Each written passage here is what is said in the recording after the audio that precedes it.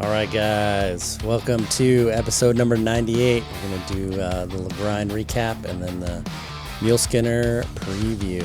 So, a lot of interesting things happened at Grind this weekend. It did. Yeah. It was something else.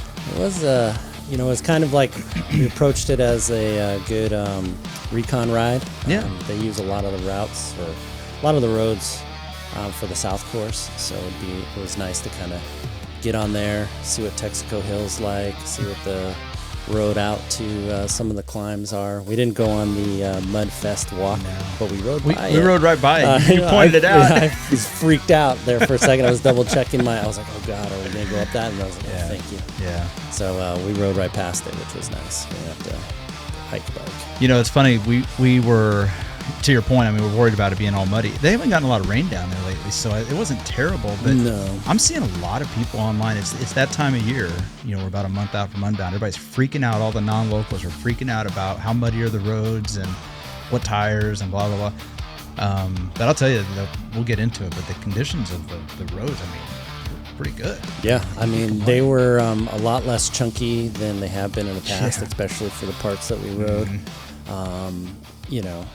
Definitely going to affect kind of like my decisions going forward, and we'll get into that. And then, but yeah, I mean, a lot of it was a lot better than I've seen it in a long time. So yeah, well, you know, we didn't really do a preview of Grind, and it's no other reason than we just didn't do a preview. I mean, we did the recap of Open Range, and I want to just kind of say, I mean, Grind was one of those events that we did a couple years ago, and it's freaking awesome. It's becoming one of those that I kind of like. I should actually like put it in, and then every year. and then just kind of actually like train for it instead of like using it as a training day. Yeah, as a training day, make and it a actually, B race. Yeah, make it like a B race. Get a little bit more serious about it. Yeah. I mean, I agree. I going into the race itself, I was a little worried because we'd done Open Range. I had some issues there, and then just 100 miles in the Flint Hills is never a walk in the park. It's not an easy day, no. And it's like you could randomly pick 100 miles worth of roads in the Flint Hills, and you're gonna have a punishing day. Doesn't matter. I mean, like I said, randomly pick them. You're gonna get some. If you randomly pick, you'll get some paved roads, and you'll get some chunky roads, and then you'll get some roads you'll wonder if they ever existed. Yeah, you'll get the gambit between like basically full on Cat 3, Cat 4 right.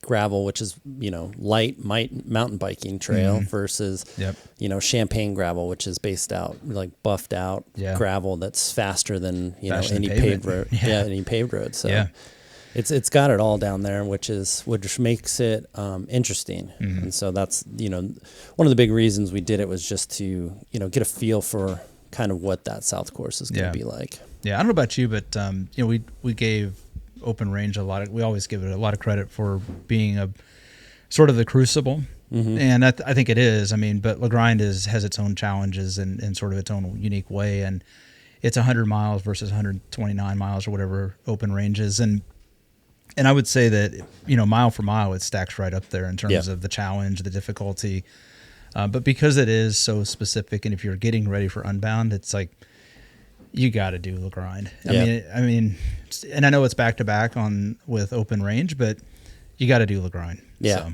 I mean, there's only when you think about it, there's only like a few weekends of through the year that you can actually have a gravel race. That's true, and a stage race like that.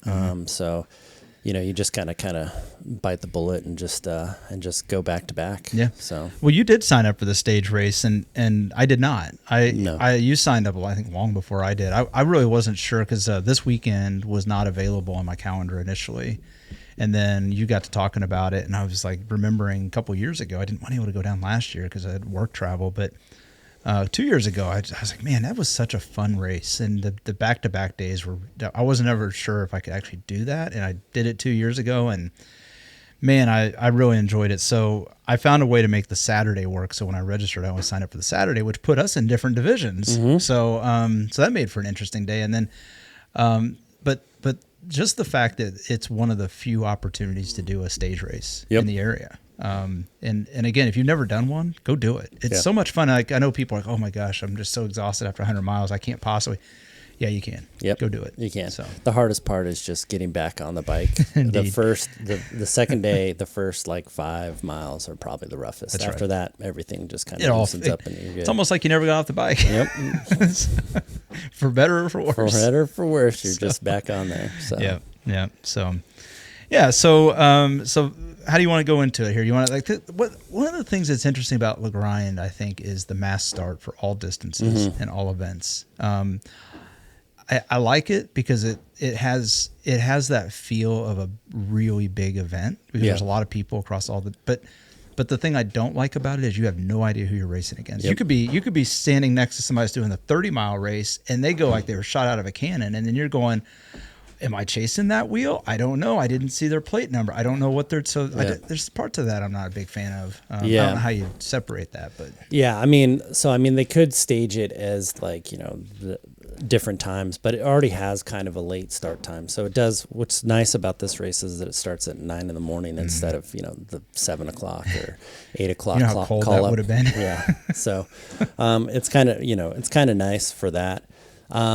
Yeah, it's the hard part too is getting in. You're trying to get into groups and figure stuff out, and then your computer's telling you to go right, and then some people just go half straight. The group goes straight, and you're just like, oh crap. So you're just like, I don't know what's going on here. Yeah. So luckily, I think there were no issues like in the thing, but like it was kind of a little unnerving when I saw 10 guys go straight, and then I go, making a right turn, and then I'm like, oh, okay. Did I go the wrong way? Right. Well, there was one point I forget what mile it was, but it had thinned out by the time we'd gotten here. There were 4 of us. It was you and myself, and then 2 others, and the 2 others went left, and we went right. And I was like, I guess they weren't racing with us. Yeah, I was like, dang it, those guys were riding the 50. So right. Yeah, I was right at the 25 mile aid station. Right. So I think in the future, the next time I do this race, it'll be to try to stay, near the front or within being able to see some of the front groups, because the theme of this race after we split off and we went to the 100-mile and they went and did the 50 was we didn't know how many people were in front of us. Yeah. So that made it really hard. It did. We could see 1 or 2 guys, and of course, I never thought we were first or leading the race. Yeah. But I thought we were, depending on. I thought maybe we might be top 10. Yeah, right? I thought top a good 15. chance top 10. I figured there was probably enough good 100-mile riders that probably stayed in a group and then went to the right. So I didn't know are we fighting for a top 10? Or are we fighting for top 20? Right. There's a big difference in that kind of stuff. So. Indeed. So I couldn't. About 10 spots. Yep. Well, 10 spots, but it's a lot easier to be like, yeah, well, I finished top 10 or I finished top 50th. Right. How many people raced? 51. Right. Hey, whatever. Yeah. So it's basically a guy, and he had a side-by-side with his dog. And they came in after us, not too far behind us. Yeah, it was a sprint finish. Yeah, it was a sprint finish. That dog couldn't pedal. But yeah, I mean, so again, I think that's part of racecraft too, is just kind of knowing where you are in the race, and then it kind of dictates what you do. Mm-hmm. So for me, I was like, well, we can't let up. As long as I can see somebody in front of us, then I know we're not at the front of the race yet. And unfortunately for me, you constantly saw. I think that's somebody you were looking like. I swear there was. So first of all, looking and I'm like, is that somebody up there? Well, is that somebody up there? Right. But the thing is, this course. And Danny's like, I don't think it's somebody. I think it's just a sign. And I'm like, no, I think it's somebody. Let's go. And just for anybody that hasn't done this course or down there. There are many, many sections of this course where you can see, 4, 5, 6 miles up the road, even with the hills, because the hills are all it's up and down a little bit, rolling, but it's net about the same altitude. So you can see 4 hills over and find somebody. Yep. And so, I'm sitting there all I see is blood in my eyeballs, and you're seeing I think there's somebody up there. I'm like, son of a, stop. There's nobody up there, Travis. Because I was at the point I need to dial this thing down and start pacing this my unbound pace, because that was supposed to be the intent, and a freaking bike race broke out. Yeah. So I was like, no, Danny, we don't know where we are. Come on, let's go. I'm like, we're okay. I'm like, just stay behind. I'll just pull. I'm in my zone for unbound. Right. Like, you know. Yeah. And Danny's like, I'm not in my zone. I'm like, don't worry about that. Yeah, that's right. Yeah. I mean, it was, I mean, so what's interesting, we historically, you and I have always been pretty close on the zones. You know, with weight differences and everything, there's about 30 watts or so difference between us in terms of FTP and all that, typically. This year, I think you and I both, first of all, you and I both have increased our FTP and our durability this year. Hands down, without a doubt. Yeah. No question about it. We both improved dramatically over prior years.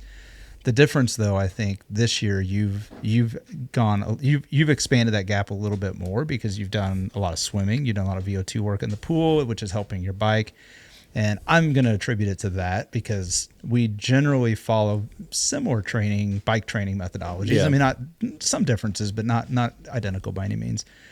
But you do a lot of pool work, and I think that's a huge part. Yeah, and maybe that's the secret we didn't want to let out, but I'm pretty sure it has a lot to do with it. And plus, I've been doing a little bit more experimenting with training, and I'm like, what I've learned this year is I've rebuilt my whole power profile. Yeah, a year ago, your power curve has changed dramatically. It's done a 180 because a year ago, and prior to that, I've been pretty good at those sort of, you know, I could hold an endurance pace for a very, very long time, but I also had a very short duration. So like 1 minute and less. Yeah. This year, my 1 minute power is nowhere near what it used to be, but now my 5 to 20 to 60 to 3 hour power is just through the roof compared to a year ago. Yeah. And so I'm a much more consistent rider, but that's hurt me a lot because my FTP and overall has not, like, I don't have that same surge ability that I used to have, which is slowing me down, I think, in some ways. We're not going to break all that down here. The point is, You've definitely taken a little bit more of a jump in your bike strength this year versus where mine has. Yes, it's increased, but it's increased in a different way. Yeah. And so that's given you have always had the diesel engine. I'm building my diesel engine. And so you're just cranking along, man. you're just humming along at your nice tempo to zone 2. And here I am, like, I'm pushing tempo to, you know, maybe sweet spot and threshold a couple of times. Like, I went back and looked at my power derail. Like, zone 3, zone 4 was just like, you're an idiot. What are you doing? Like, what the hell? Yeah. So, well, I was going, and then I'd look behind, and there was one time there was some guy latched onto our wheel. I thought it was Danny, so I was like, sweet, we're going, and he was just right behind me, and then I look back and I was like, wait, that's not Danny. And then I look way back behind it, and I'm like, oh, Danny's way back there. Yeah, I was like, oh, okay. Yeah. Like, that's all right. You're just taking the competition, just pulling them further away from you. Thanks. But what was funny is there was another. Sorry, we're all over the place. But there was another point where you had caught a guy's wheel. And then I caught both of you, and I was just doing so typically when I drop your wheel, I'm just like, all right, I'm just going to go into my zone and I'm just going to live there. And if I catch you again, great. And if I don't, no big deal. But I kept seeing you got caught him, and I kept seeing you guys, like, you get a little closer, then you get a little further away, and then you get a little closer. I'm like, you know what? I'm just going to freaking close this gap because you guys I'm just kind of yo-yoing with you. So I closed the gap, and then we're both sitting on this guy's wheel. And I thought, all right, we're going to get a 3-man team going here. We're just going to start rotating through, right? Yeah. So he dropped, I don't know if he said something to you, but he dropped off behind me. And then you take a pull, and the next thing I know, I'm like, oh shit, Travis is in his zone. And I'm like, I think Travis just jumped a tempo. Yeah. Well, so I asked him, so here's a pro tip.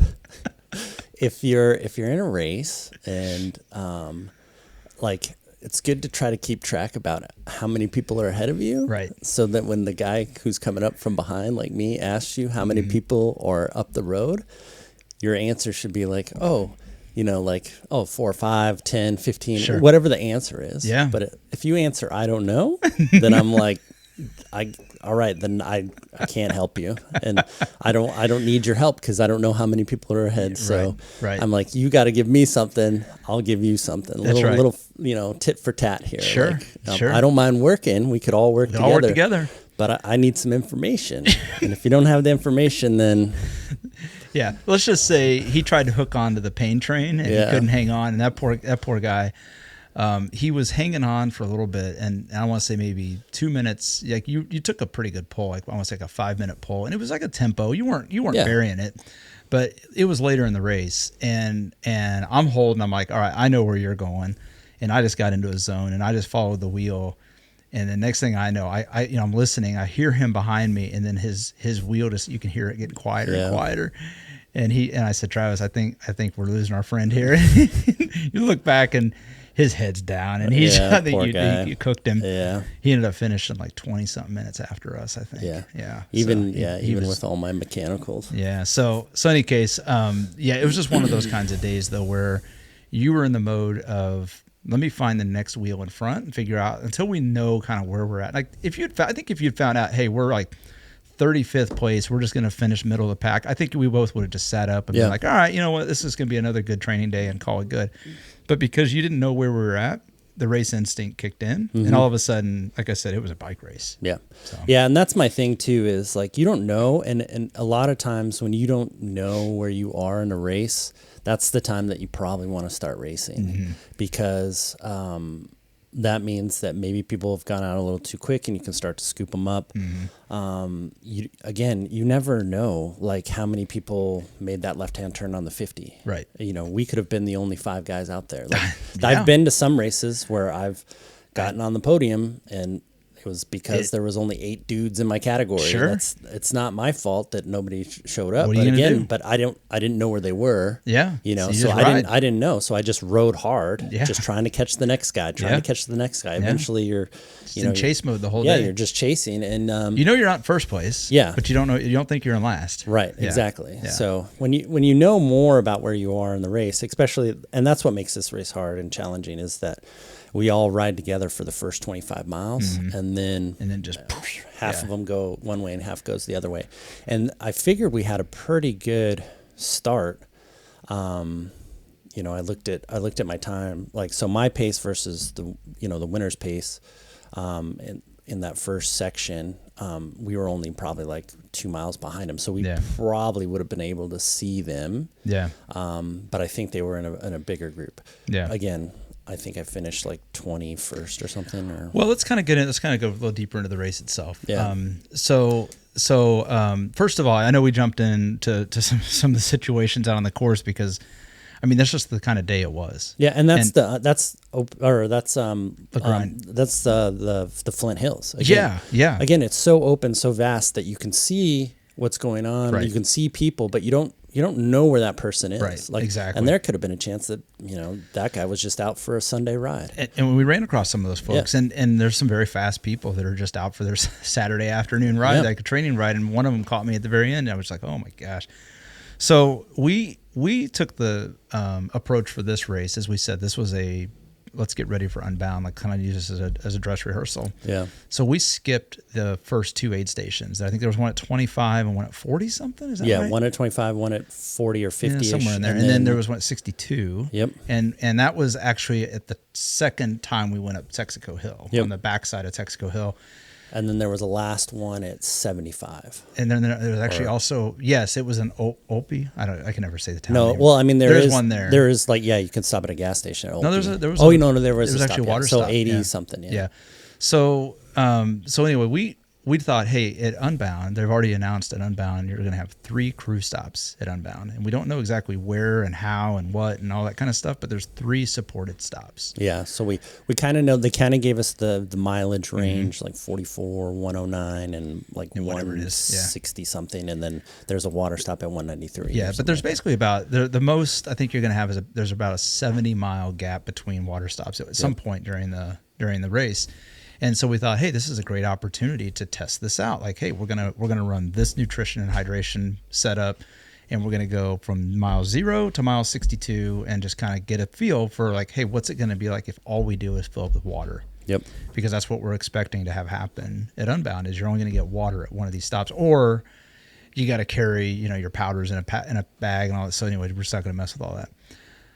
And so we skipped those first 2 water stops, which I think helped quite a bit, because a lot of people stopped at everything, which is fine. Yeah, I mean, there's, again, the other part that I love about Le Grind, they have some killer stuff. The cookies are amazing. Yes, and I didn't get one this year. They have killer stuff at the aid station. So if you're if you're not using this as a training for unbound ride, and you want a really good ride to like just eat all the snacks. see the Flint Hills and eat really good snacks, this is your ride. There's no question about it. I mean, and I think that's one of the huge draws to this event is it draws both the racers and it draws the casual riders, because one of the big things they want to push with this event is getting, just get people out on the bike and just get out there and have fun. It doesn't have to be a race. And that's why I like that they offer so many different sort of categories and distances and all that good stuff. So yeah, phenomenal cookies. And unfortunately I didn't get one this year. I'm still kind of a bit sour on that. Yeah. But anyway, so we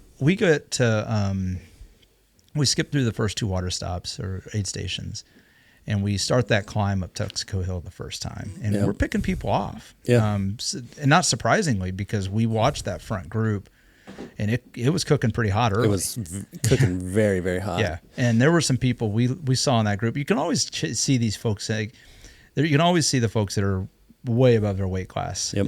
They're just hammering down, and you're just like, okay, good luck. I mean, if you got it and you can go 100 miles at that, more power to you. But yep. So we picked a lot of those folks back up. That was pretty nice, which kind of gave some motivation. And we got to, it was a Camp Creek Road. We do the traditional creek crossing there, and that was just awesome. It never gets old. No, it's such an iconic icon. Yeah. And the photos of it were really, really good. Yeah. So yeah, for sure. And then so we get through that. You get to the top of Texaco Hill, and then you you get to the top, and you don't stay there very long, because you kind of work your way down, and then you kind of make your way a little loop back up Texaco Hill on the other side of some MMR roads over there, and that's I forget the name of the road. I want to say it's maybe County Road 51 or something like that, or maybe L Avenue, something like that. And again, classic routes for the Flint Hills, and you get some of these MMR sections and more like dry creek crossings, and it started to get a little chunky and steep in a few spots there. Yep. And it was a little more chunky, I think, this year than I remember previous years. Yeah, especially on some of those roads. And we were coming down some section. I was like, I remember there's like a shelf, like you've ridden enough of these roads, you start to like kind of remember like, oh yeah, I think at the bottom of this hill, there's like a concrete block that was there at one time. And then, so I was kind of like getting, kind of flashbacks, some PTSD of riding that. And then so we were cruising around on these MMR roads, and they're a little chunky, which is, totally fine. Yeah. We're riding, you're riding on my right, I'm riding on the left side. Yeah. We're just kind of hanging out, just taking this descent. Yeah. Going down this descent. The right side was totally the line. The left side was a little pucker fest. So one of the rare times I got lucky and picked the correct side. Yeah. So again, I'm not going to like jump across the road and run into Danny. So I just held onto my line, and then I just got a little flint rock into my tire, and just got the not just any tire, a brand new tire. Brand new tires. I mean, we're talking like literally mounted the week of and never ridden on tire. Yeah. So again, and I'm not saying, it's the tire and they're not, they were, super whatever. Like, no, this would have flatted any tire. Yeah, it was a true puncture. Yeah. It was a small little dagger, very thin, like a fingernail, and it was just enough to just kind of go right through it. And it happens. Again, you're in the Flint Hills. That's part of it. That's why the Flint Hills are what they are. Again, I've ridden enough in there that I've scathed away without having flats, and sometimes you just get a flat, and then you get another flat and another flat. So it's just, you got to pay for it sometime. So I get that. You ride on. I'm, messing around with that. Yeah. And so I get it patched, and I, put the CO2 in, and then I'm like, all right, I got to catch up to Danny. Sure. So, well, I tucked in. So you took that left side, and then I looked up the road, and it looked like it was going to get chunky again. So I just kind of moved in behind you, and that's when you hit the brakes. And I was like, oh shit. Cause I thought, I couldn't figure out why you hit the brakes. Cause normally like if you flatted or something like that, I would have heard it, or I would have seen the sealant just going everywhere, and none of that happened. Like, right. And so I avoided you, and I looked back, and I thought you were, I could see you stop, but I thought, okay, well, who knows. Right. So I just kind of easy pedaled it until I got to the top of that hill. I looked back, and to me, it looked like you might be getting back on the bike. So I'm like, oh, okay, everything's good. And then I just coasted down the hill. Yeah. So now you're out of sight. And now you're just off in no man's land. Yeah. So now I'm just like trying to, fix it, plug it. Of course, the plugs being in my pack for so long, they're like stuck. And you to got the paper. old school, bacon plugs, bacon strips. Yeah. So I get that in there, and I'm trying to like get it in the hole, but it's of course the bacon strip makes the little plug thing makes the hole bigger, and so I'm like, well, this sucks. And then I'm trying to like pull the tool out, but not pull the whole bacon strip out. So that took me a good, I don't know, 20 minutes of faffing with that. And if you're listening to the podcast and you just accidentally put the last 30 seconds on speakerphone and somebody heard you, they're going to be like, what the heck is this person listening to? Unless you've done it, you just have no idea. So I'm just like, I'm like, are you kidding me, man? What the heck? So I finally get it to kind of all sit in there, and I get the tool out, and I'm, just messing with it. And then I CO2 it, pump it up. And I'm like, all right, well, let's go. And it worked. Sure. And I'm like, cool. Well, now it's time to put in some effort. Put the work in. So at that time, one guy had passed me. So there was a guy between me and you. And he was the aero bar guy. Yeah, we coined him as the aero bar guy. Yeah, he's got the nickname aero bar guy. Yeah. And what's funny is, and if you ride with this same folks, I strongly encourage you, like, on your Garmin, like add each other. And I mean, unless you just want to keep a secret during races, but it's nice that we can see kind of generally where we're at relative to each other. Like, I knew you were within a mile of me. And I mean, even with all that stop and everything, I knew you were within a mile. And I was and you were looking to see, like, is my distance growing or closing? Yeah, right. And so I saw that you were starting to close the distance, and I was not sitting up easy pedaling. I knew if I just pedaled my zone 2, which was the plan of the day, by the way, that you would eventually catch me. So I was just like, hey, I'm just going to keep a constant pace, and you'll catch me eventually. And then I see you close the gap. Like, I felt like you were down like under a half mile. So I started looking behind me, and next thing I see somebody, and one of the things I've been working on is anytime I make that turn, I look back, right? And so I look back and I see a bike, and I was like, I think it was orange handlebar tape. Was it orange handlebar tape? I don't know. I still got blood in my eyes from earlier in the race. And it was like, no, that guy's got aero bars. Yeah. I'm like, all right. So I'm like, okay, so there's a guy behind me with aero bars. And then where's Travis? Yep. And so I think it came down to like literally 0.3 miles on the Garmin. I could have thrown something at you guys. I could have thrown. I couldn't yell because it was windy, but sure, I could have thrown something at you. So we get through that third, that 75-mile aid station, and there's a climb out of there.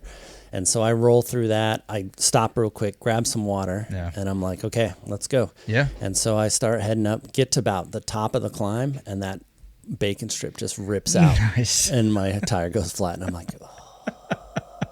Nice. And so then I'm like, well, maybe it's because I like used all the CO2 and I like just pumped it up really hard. So I'm like, all right, let's conserve this. I got my second CO2. So I'm like, all right, let's just conserve it. I'll do half, get it a little firm, but not crazy.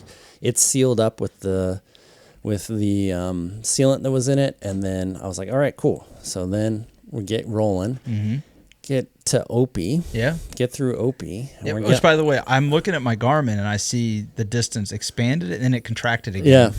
And you're back down to like 0.3, 0.2. Actually, I think it was even a quarter mile inside of a quarter mile. Yeah. So one of the last times I saw you guys, you were making a left-hand turn and there's a tree. And right where you would have looked back, you were in the tree, but the handlebar guy was making that left-hand turn. And I saw him making that turn. And I was right behind him. I couldn't see you. And then the next thing you know, the seal on the tire is broken and it's going flat. So then I'm like, all right, well, now we only have we're on this 8-mile road back to town. So I'm like, okay, if it can just get me 8 miles. Sure. So I'm like pleading with the bike gods. Like, just get me 8 miles. Just get me there. So I put the rest of the CO2 in and I start riding. I get about 5 miles down the road. And then it's flat. And I'm like, oh. So I'm like, all right, I got to walk like 5 miles. So I almost catch you guys again. And I'm like, I'm a little further behind, but like maybe, I'm getting ready to send you like handlebar guys almost on you, like, step it up. Yeah. And then I just see you kind of sit up. When you see that he's getting close, you kind of sit up and then you guys are like trading and then you started going. And I was like, freaking A. So we made the turn onto that road. I knew we were going back into a headwind And since he had aero bars, my goal was, first of all, he was catching me. I knew he was going to catch me because I was dying. Yeah. And I was definitely trying to conserve energy, also knowing you were catching up. So I was like, okay, well, you'll catch up.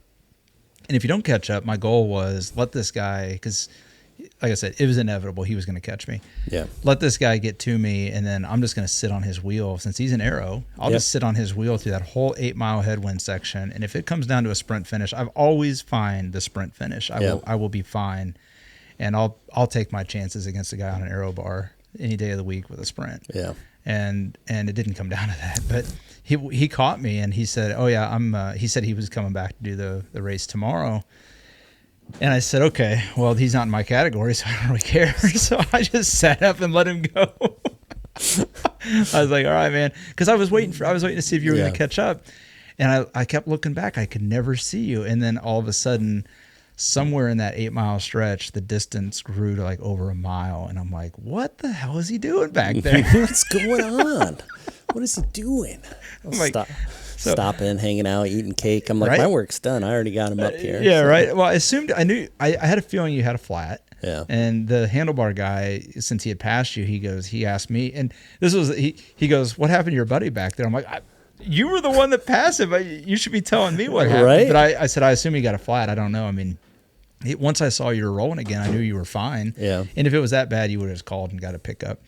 But anyway, so I was like, well, I guess Travis will catch me. And then once I saw it go back to, started back to a mile and then eventually 2 miles, I was like, screw this. I'm just going to freaking haul ass and get in. Just be done. Get this over with. Yeah. So then I'm on the side of the road and I'm like trying to think, I'm like, oh, what am I going to do? And so I'm like, well, I'm going to text, hey, when you finish, come back with some CO2. And I'm getting ready to send. And then this one single speeder comes by and he goes, hey, you need anything? And I was like, dude, do you have a CO2 or a pump? And he's like, here's this mini pump. And he hands it to me and then he takes off. And that's awesome. Yeah. And I was like, oh, thank you. So then I, put in another bacon strip, spent the time, got it all situated, and then mini pumped it back. And then I just kind of noodled in because what am I going to catch? The 20 people that just passed. Yeah, the race is over. Yeah, and Paulina, if you're listening to me. Yeah, we zooming by going, oh no, as she passed me. That will forever be burned in my mind, and it was hilarious. I laughed so hard. It was like, oh no, that sucks for you. Bye. I know that's not what you said, but I mean that's how it. That's the story that's going to get told. Yeah, that's how it felt as you went. Oh no. So I just laughed. I mean, again, I was a couple miles from. Again, if I didn't want to ride it, I would have called and had I mean, by that point, you're done. Yeah, I was done. I could have went and sat under a tree or just walked it back. It wasn't a big deal, but. And then I limped across the line and then, saw everybody, gave the single speeder back his pump and stuff. But some lessons I learned from this whole debacle. Sure. First, if you get a flat and you feel the sealant, just let it try to seal itself instead of pulling over immediately. Yeah. So the chances are that the sealant that I run, of course, it's Silka. I'm not sponsored or whatever. Sure, but if you want to, that's fine. Yeah, we can have that conversation. Super great sealant, and it's never failed me in the past. And I think the reason is I heard it. I heard it when it popped, the puncture, and then I should have let it try to seal itself. We've all heard that sound, and how many times you come away, there's no puncture, and you're like, oh, thank goodness. Yeah, and so I should have rode just a little bit further, let the sealant try to do its magic instead of, immediately coming off, pulling the little piece out, and messing around with stuff. Because chances are that little flint rock would have kind of helped seal in there, and then it would have created a little bit more of a seal. And then I could have, gotten back, without even, just basically with just sealing on the frame. Maybe have to air it up a little bit and be done. And then be done. And then never have to think about it again. Right. And then, so just futzing around with it. The other thing is major mistake. Never go into the Flint Hills without the mini pump. Yeah. You should always have a hand pump with you. Yeah. I thought I left it at home, but it was in the front pocket of my bag that I carry all my nutrition in. So I had it, but I couldn't remember. I thought I left it at home. after I unloaded from open range instead of, putting it in my backpack and stuff. So I didn't have it on the day, and I was just like, ugh. Yeah, that stinks. But I did have it. I just didn't have it. Didn't have it with you. Yep, didn't have it with me. So it doesn't do me a really good job just hanging out in the truck. I say that pump's not going to help you much in the truck. So yeah. That's too bad. So that was basically the lessons I learned from that whole thing. Yeah. So. Yeah, and that really sucks because I felt bad because I just kind of left you out there, but then it's racing, right? Yeah. It's like my thought was my thought process in that was okay, teammates stuck with a flat, right? The aero bar guy, once I found out he was in your category, not mine, because you were coming back for day 2. I was going to let him go. I was not going to let him just draft me, right? Because I wasn't going to pull him further away from you. Yep. And so I kind of just rode side by side with him for a while and just I backed way off my pace. I think he got kind of tired of that. But I found out he wasn't even racing. He was just out riding. Yeah. He was just he's like, I'm just out here. I'm not a racer. I'm just out here to enjoy the ride. And, yep. So I totally get that. We chatted for a bit, but my thought was, hey, if I can help, if you were able to catch me, then we just ride it back in, because there was like nobody else out there at that point. Yeah. And so I just kept looking behind me going, gosh, where is everybody? I kept thinking somebody was, as slow as I was starting to go, I was dying out there. I was I feel like I went so hard at the first half of that race, and now looking back, I really think I just got a bit dehydrated more than anything. Even though I was eating and drinking, I think I was just a bit dehydrated going into the race, not even during. So anyway, I got done, and I knew you were going to be some amount of time behind me, and based on the 2.5 miles I think I put into you in the last 10 minutes of the race, I figured you were probably going to be about 10 minutes or so behind me, and so I was just kind of hanging out at the finish line, and Paulina came through and several others, and she's like, "Oh, was that you back there?" Like, no, it wasn't me. That was Travis. You passed. Just adding a little. Yeah, but anyway, no, it was good.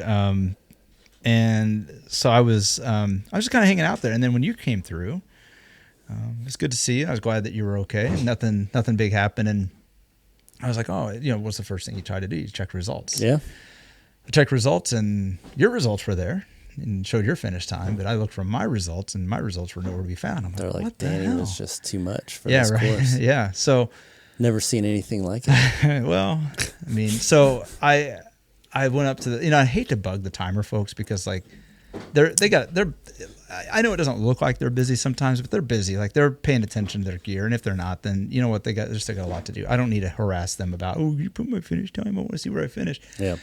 So they happened to be walking through, and I asked, like, hey, is there something going on with the timing? Like, my results aren't showing, but I've seen it. So it was.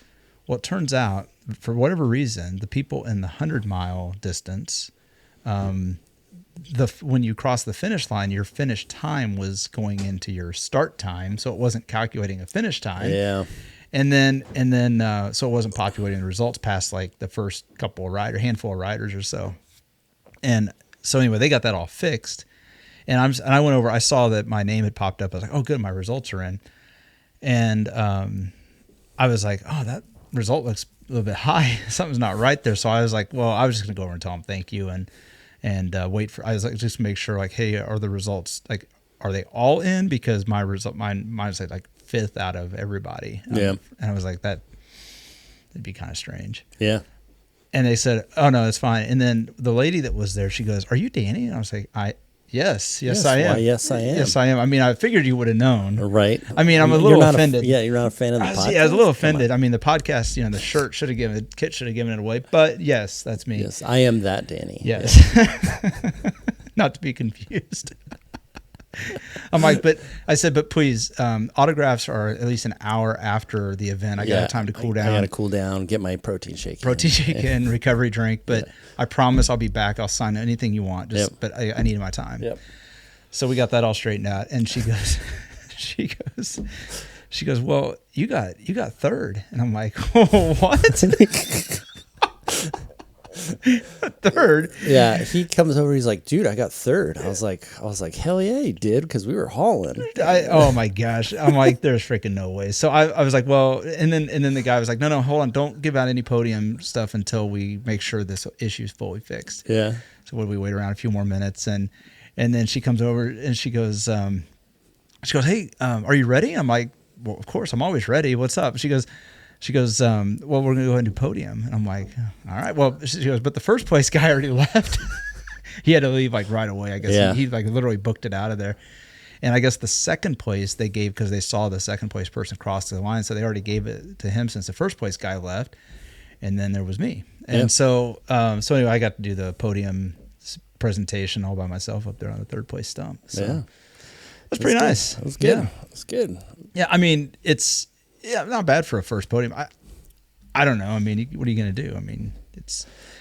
Yeah. You just go out and race hard. You just go out and race hard. I mean, you just put your head down. You work hard all day, and good things tend to happen. You have some good luck. Yeah, luck happens. I mean, I could have gotten the flat. I didn't. Could have, yeah. I didn't. You got it. Yeah. And so I ended up with third, and, well, you ended up 10 minutes after me, but that's okay. Like 20-something minutes. I was so far behind. I was... Yeah. By the time that last flat happened, I was screaming. I was like, "I buy the best sealant. Why aren't you working?" And just so demoralized. Well, I can say that that was probably one of the harder days on the bike, just from the standpoint, not because of anything. Like, it wasn't. How do you explain it? It wasn't one of those like just total wear you down. It was just a hard day on the bike. Yeah, I feel like the South Course is so much more mentally demanding. Yeah, maybe that's it. Because it's like it can go from chunk to hero gravel in a matter of feet. Right. And you can't even tell. Like, you'll just be hero gravel, and then you'll kind of come down super chunk, and then hero gravel, super chunk, or Yeah. So. But I mean, I was not in a great state of mind. I'm not going to lie. I mean, I was in a really rough spot there a couple of times. I mean, that moment even hit me where I was like, I'm terrible. I'm not gonna finish. Whatever dark spots. He was trying to tell me, he's like, I'm just gonna phone it in. I'm like, you don't even know where you are in this race, dude, so like you can't stop. I had a plan for that race, and then that plan got totally obliterated. Yeah, because we were racing. Because that's how it works. So that's what makes racing fun. It was fun. It was fun. It was fun after the fact. Yes, type 2 fun. Type 2 fun for sure. But now that third place is secured and the award is here in the household and all of that, it's been a rough couple of days, trying to fend off all the fans and. Yeah, it was hard for me to get in the house with all the reporting and stuff outside. Yeah, I mean the projection of greatness from this house right now is a little out of control. Yeah, neighbors are getting a little concerned, I think. Yep. So, but. But hey, what do we say though? You can only race who shows up. Yep. I'm not going to lie. It's pretty clear that all the fastest racers were in the not the A division. They call it the stage race, the 100 and the 65. Yeah. And so, they break out the 100 only riders. And that's what I signed up for weeks ago. I didn't know who was going to be here for this. Yeah. It's not like I planned it, but you can only race who shows up and signs up in your division. And it's awesome. I got to say, it was a lot of fun. I did not expect that at all. And, I mean, I think I think you earned the podium. You held on. I mean, you could have easily sat up and phoned it in or went in, there's a million things you could have done. Yeah. But when you're just out there and you're just like, well, I'll just try. Yeah. And then, you never know. Again, you never know especially if you're not fast enough to be in the front, you never know what's going on up there. So you don't know if they all turned off or they all, again, so you just keep racing and just, hope for the best. Yeah. And we I think because we went out the way we did and we picked people off along the way and we, not many people picked us off. I think, we built up a big enough cushion between where we were at and where the rest of the race was at. And then there was a big enough cushion between where we were at and where the front of the race was at. We were just kind of stuck in that no man's land. We're in the super no man's land. But at the same time, because we were able to build up a big enough gap in the first 75, 80 miles of the race, when I limped in the last 15 miles, people were closing the gap, but there was just never enough distance there. Now, if that was 105 miles or 110 miles, it probably would have turned out differently. Right? But we would have raced it differently in the beginning too. Yeah. So. But the point, though, is that even though I was limping in, I was looking over my... I would not advise to race this way by any means, but I looked over my shoulder constantly, and when I saw the aero bar guy, I was like, if he's in my division, then I'm just going to bury myself to stay on his wheel and then sprint him at the end. Yep. But once I found out he wasn't, I'm like, oh, then freaking let him go, and I'll just keep looking for the next guy. Because if there's somebody else behind me, then I'll figure out what I'm going to do with that. Either put an effort in and do what many riders have done to me, which is you kind of get a little close and then you just, you get pushed away. But anyway, so it was a lot of fun. I had to thank you a lot for the poll throughout the day because you gave a hell of a poll. I kept trying to keep the motivation high on Danny because he was whinging pretty bad. Yeah. Well, maybe we'll forget about some of the complaining that I was doing out there. So. I won't. And then I was scheduled to race the next day. Yeah. I got home, I got all my gear around, I swapped out to the other pair of wheels, and then everything was just piling up. It was super late. And then I was just like, man, I'm just not mentally ready to, I can't mentally go and do another day. I mean, I could, but I was just like, I just can't, with all the things happening and then kicking myself for, like mishandling the mechanical and then, just doing like, just kind of, I mean, I know, mechanicals happen. Right? Sure. And that's just racing, but like, doing something like, forgetting something or, I tend to beat myself up more about that. Sure. And then, so I was just not in a good headspace to race the next day. So I basically was like, you know what? I think I got pretty much what I wanted out of the 100 mile. I'm not going to go and do the 65. Yeah. I think if I, next year when I do the grind, I think maybe I'll like look at staying down there or something like that. I was going to say, I think that it might make it a little bit easier to. That's where I was going to go. I think we did this 2 years ago and we drove back after the 100 mile and then drove back down the next day. And that was okay. I mean, it was a little exhausting, but we also, because we got home, able to put the gear, basically just freshen up the gear, right? And then get right back in the truck and go back down the next day. That was fine. But when you got to deal with, you get home, then you got to, yes, you got to clean the bike up, but you had to deal with the puncture situation. You had to put different wheels on. You had to wax the chain and get everything. Like, there was all this stuff that had to happen. Yeah. And it's not to make excuses or anything like that, but the reality is what was the goal of the weekend? The goal of the weekend was to get the training and to do the dress rehearsal for Unbound. That was accomplished. What would have been accomplished by doing another 65 the next day, given you were already out? And if you were in contention, it would have been a whole different story. Yeah. But given you're already out of contention, going back the next day for 65 would have just added a bunch of fatigue and probably just frustrated you even more. And then you're just like, well, what was that? What did I really get out of that? Yeah. So I think it was the right call. I think I would say for sure next year, this is one that will be on the calendar and circled as hey, we're going to go put some effort in on this one. And I mean, you never know, anything could happen between now and next year, but as it sits right now, it's definitely one I'm going to be putting on for next year. And would love to go back and do the 2-day stage race. I think it helps your fitness a lot, but it also boosts that confidence too. When you can just be like, oh, I rode 100 the first day, and then now I'm going to go ride another 65. Yeah. Okay. Yeah. I mean, it tells you if your recovery and if your nutrition on day one was right. Yep. Because if you didn't eat and drink enough on day one, you're going to pay for it on day two. Yep. So yeah, it's good stuff. So. So you want to go real quick on Muleskinner coming up? Yeah, so we got Muleskinner coming up. Not too many changes to the courses. Yeah, pretty straightforward stuff, huh? Pretty straightforward. Let's see, the best thing I can say, I'm not going to put it up on the screen. Yeah, no, it's all good. So the rollout, I know that road is a little bit of potholey, so just keep your head on a swivel till you get to about mile 10 or so, and then after that it's pretty smooth sailing until you get to Wellington, which is the most northern point. Yep. And then from there, it is spicy. It's spicy. It is. They call it the Devil's Backbone, and you can see it from Wellington. It's just this road that goes up and down, up and down, up and down, up and down. You get through that, and then there's a big steep climb that's up there too. So it's almost, if you look at it on the elevation chart, it's like you might as well just get a ladder out and try to climb it. Yeah, it's it pretty is much super straight steep. Yeah. It's just this wall, and that comes at mile, I want to say. It's like in the 50s, isn't it? Like 57. Yeah. Yep.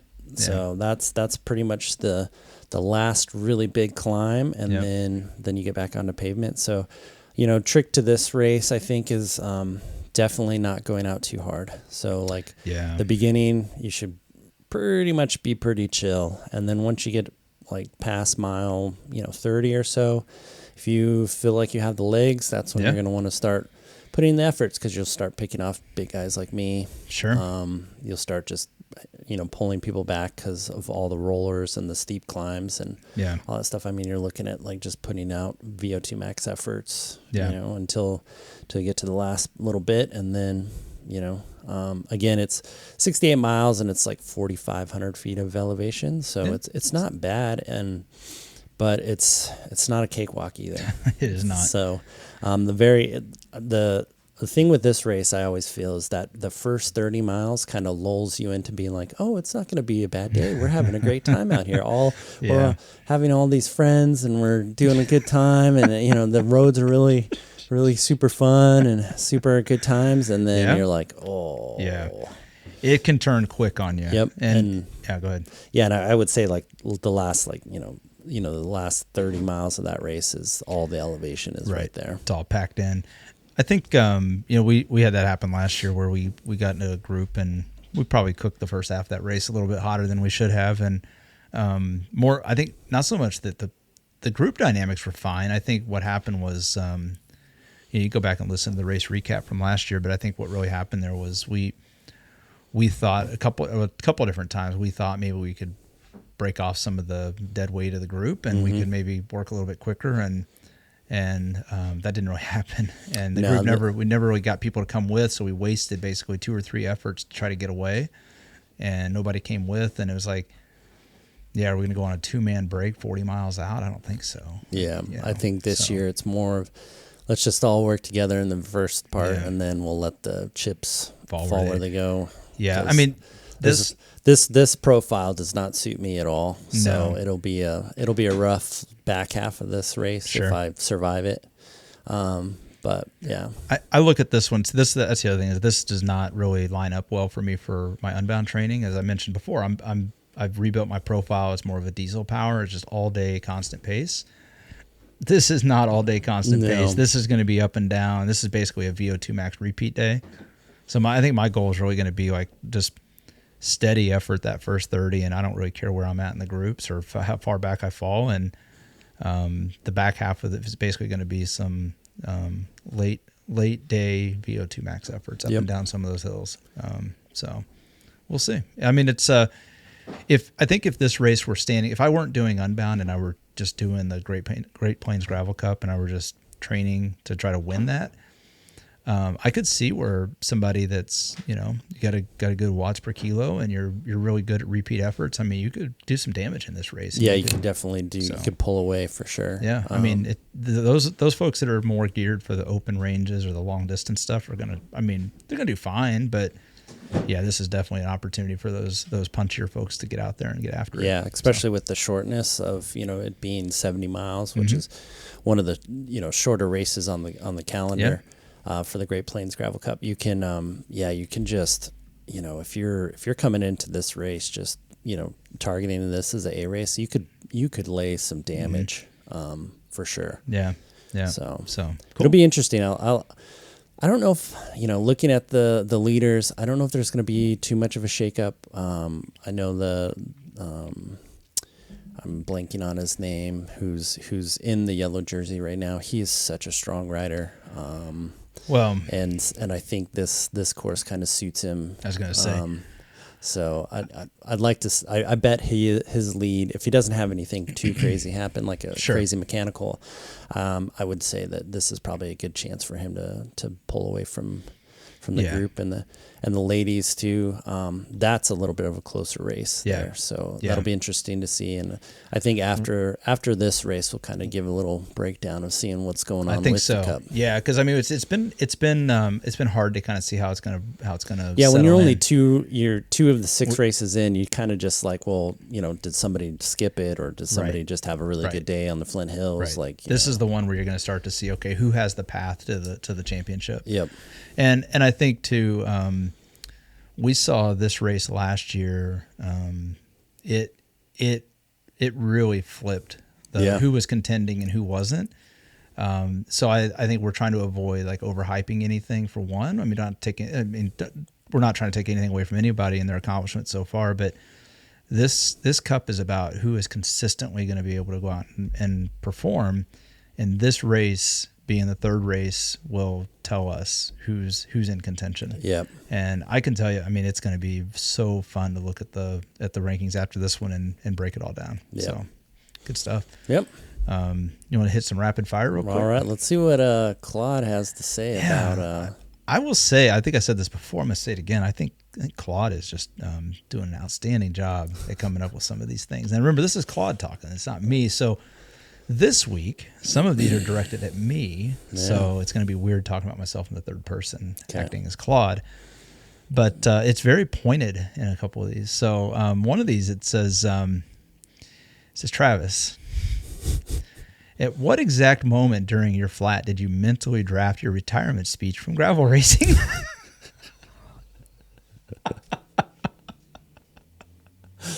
I want to say it was on that 8 Mile road in the headwind, and I'm with the last flat, and I'm just like, oh my gosh, are you kidding me? You know, I was saying this on the way back. There are at least 2 8 Mile roads in this course. Yes. The second one, the one that's inside the last 20 miles, that road 2 years ago was super chunky. Yep. Now it rolls downhill. You don't. It does not feel like it rolls downhill. In this, it had a headwind again this year, but 2 years ago it was chunky and a headwind, and that felt like I was on there for a day. This time, it was not chunky. It was actually a very good gravel. Yeah. But it was still an 8 Mile stretch. And there's something about these 8 Mile roads in this part of the state where it's like, you know what, it doesn't matter. It doesn't matter if it's 8 miles and you go across 6 roads, nobody says anything. But when it's one continuous road for 8 miles, and it just rolls. And you can see the end. Right. You can see the end of it. You're like, oh, there's Emporia. Yeah. And you're like, how many rollers do I have to go to get to it? So exactly. It just seems like you're at the long dark tunnel and there's no light at the end of it. Yeah. Yeah. It says, Travis, I don't know why it's calling you out, man. It is picking on me today. If the flat never happened, what's your honest excuse for not podiuming? because the flat is too easy and you know it. Or the flat's too easy and you know it. I would have basically would have kept pulling hard, and then I think what will happen was, if I was continuing to go, if I was riding with you, I think at that 75 mile aid station you would have been like, I'm just phoning it in. I would have cooked. I would have been like, you know what, I'm out. You would have been cooked. Peace out. Have fun. Yeah. Enjoy so it. I think the flat was probably one for you. It was a blessing. Right. For me, it was a crappy thing. So I wouldn't have made up any other places because I don't think I could have seen the person. Maybe I would have saw one person on that 8 Mile road, but everybody I think that finished in front of me was probably like 20, 30 minutes in front of me. I was going to say, you looked on the way home and you had 30 minutes of stoppage time. Yes. And you finished 10 minutes after me. Yep. And I was like, well, that's some interesting math. and so just to hear that, I stopped for 30 minutes. And I only lost to you by 10. And that was in the last 35 miles of the race. Yes. Or so. Yeah. So you were putting in, I mean, again, I was not... I was putting in... You were putting in an effort. I was putting in effort. Not effort to pace anything. Yeah. It was effort to catch up, bridge and get back. It was concerted, hard effort. Yeah. So... Yeah. So that's a fun stat. 30 minutes of stoppage in 10 minutes. But even if you had taken that 30 minutes out, like I think when we stopped at that water stop, we were stopped for about 90 seconds tops. It was just enough time to take the cap off the bottle and fill it up with water. You got water on that stop, and then I had to go to the bathroom. Yeah. So I want to say at the most 2 minutes of stoppage time of actual water stoppage time. And so even if you say 28 minutes, if you were given 28 minutes to your clock, I don't know that you would have caught that many people in front of you, to your point. Yeah, they were that was the basically the tail end of the front group. They were just, I mean, they were motoring at like, I think I looked at their speed. It was like 20 something miles an hour. They were just flying. So they were on a flyer because it was cool. It was sunny. Yeah. You couldn't ask for a better day at the grind. Yeah. So. It says you guys built a whole podcast around suffering and mental toughness. So which of you cracked first at LeGrind? I don't think I cracked. I think I cracked first. Yeah, Danny. Danny definitely cracked, but I kept trying to hold on and kept telling him like, "Hey, we don't know where we are, man. We could, you could be fighting for a podium spot here, and you're gonna let Aero Bar guy take it, right?" So, it actually, this one here's for me. It says, Danny, what's harder to explain to your family, finishing third in a gravel race, or the fact you paid money to do it? Well, I don't have expectation to podium or win any of these, so I don't feel like I have to explain anything here. No, I think it's just a nice surprise. You know what's nice is, so the trophy for finishing third at the Pana Racer 100-mile gravel dash in Emporia, Kansas. Yep. The trophy for that is a beautiful coffee mug that says, "I'm a winner." Yep. It has LeGrind on it. And I will say I enjoyed my cup of coffee on Sunday morning. I bet it tastes a little bit better. Tastes like victory. Yep. Yeah, it tasted like victory. It was, it was just one of those things, like the coffee just went down so smooth. It was delicious. Yeah. The sun was just a little brighter on Sunday. I bet. Yeah, it was nice. So, yeah, it was good. So, yeah, I don't have to explain anything. It was great. It felt great. If LeGrind showed you one thing about who you actually are as an athlete, not who you post about being, what was it, and are you okay with the answer? I don't do too much posting. Yeah, same. I do a lot of posting for the podcast and a lot of posting for some coaching stuff. But other than that, I don't post too much about myself and that stuff. That's not what we do it for. I did post about my I think you should. I mean, that's that's to let everybody know that your hard work's paying off. And, for sure. The hours in the basement aren't just for just hanging out. Right. Don't do it because I like it. Yeah. Right. So I would say like the thing that it shows me is that my mental toughness is there. My fitness is there. I got to work on a few things. Mm-hmm. And I think probably, I don't know, maybe I should post more, and like people might like it. I don't know. Let me know in the comments if you want me to post more about my crazy shenanigans. I have many. I'm always doing crazy stuff. Yeah. So. Yeah. I think one of the things I was griping about during the day of griping while finishing third at the Pana Racer 100-mile the most dash. Complaining I've ever heard from somebody who's podiumed. I think one of the things I was struggling with the most is I told you this before the race, so it's not just during the race, but I don't feel like my fitness is quite where I need it to be right now. I'm not feeling a lot of confidence in it, which I know that's like, you sit there and say that, like, come on. I only got third. I don't have any confidence. I mean, I was only like 10 minutes away from second, so I mean, but anyway, no, but I just don't feel, and here's what I think I'm attributing it to is because I have totally changed my power profile. Like, it's such a foreign feeling right now. I told you asked me early on, I want to say around 20 to 30 miles in, like, hey, how are the legs? Yeah. If you remember asking me that. And I said, I mean, they feel fine. Like, they feel okay. I just don't trust them. And I think that's exactly what I said to you. And I don't trust the legs because I'm not accustomed to putting out the power that I am now for 5, 6, 7 hours. Now, when I look at my average power, it's not really showing up there because average power is really tough when you have like a water stop in there. You got a lot of ups and downs, or you're drafting in a group and things like that. So even if you look at like the normalized power, it's still pretty elevated. It's not like records or anything like that, but it's pretty elevated. I just don't trust it yet. And it's so weird because I'm not accustomed to having the ability to generate that power for so long. What did I say after we climbed Texaco Hill? Yeah, I don't remember. I had to, my camera was shaking my Garmin mount so much that it was coming loose. So I had to pull over real quick and tighten it up. And so then we're going up Texaco Hill, and I see Danny's off in the distance, and I was like, I'm like, oh great. So then I'm putting in this bridge and trying to catch up to him, and I get up to him. I'm like, nice job on the attack up the hill, and he's like, what? I really was. I was like, I'm like, you really strung out the group, buddy. Like, good work. Which is funny because there was a small group of people, and they were strung out. They were fading. That was the beginning of people fading. That climb up Texaco Hill.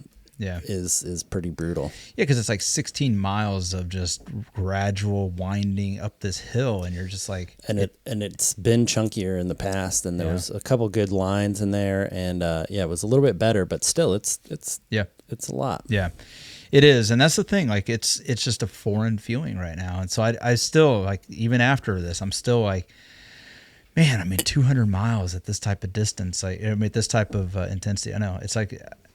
So what do? Do you just go out and you just go keep riding, right? And you just gotta ride it. So I think that's why this weekend at Muleskinner is gonna be. It's only 65 miles only, but so it'll be a good workout. I don't think it's gonna really tell me much about like endurance fitness or prep for Unbound, anything like that.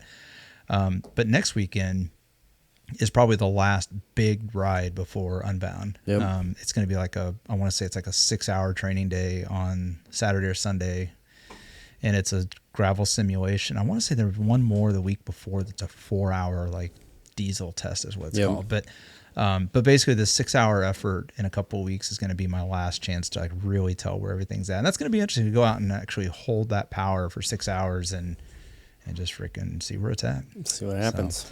So, but like I say, you don't. It doesn't hurt any less. You just get faster, and I think we're seeing that happen this year for both of us. Like we're both faster than we've been in previous years, and it doesn't matter if there's podiums or awards to show for that. What's interesting is the speeds that we're riding at right now, and the ability to hold in groups and see people that we know that are like, you get done with the race and they're like, I couldn't hold your wheel.